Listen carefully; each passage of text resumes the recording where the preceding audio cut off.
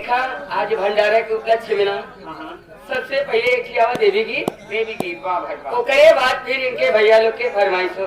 जरूर जरूर, क्या कहना आपका? ए प्रधान जी भैया का मालिक कहाँ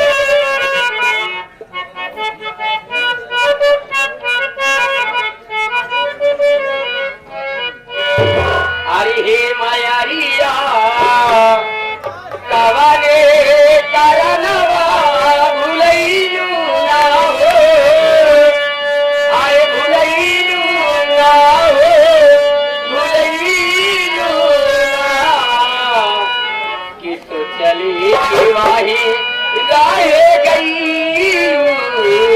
मोरे घारे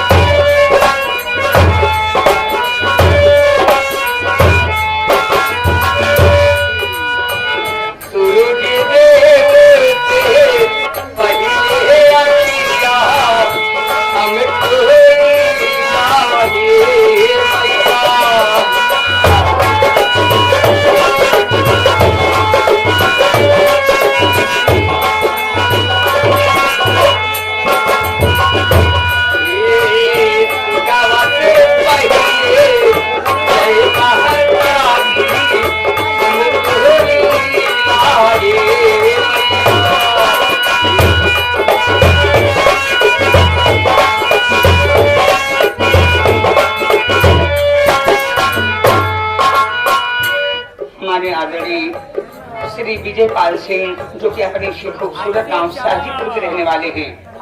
मैडम ये थोड़ा गौर कीजिएगा, हमारे विजयपाल सिंह जी की एक खास फरमाइश है बेलवरिया सुनने के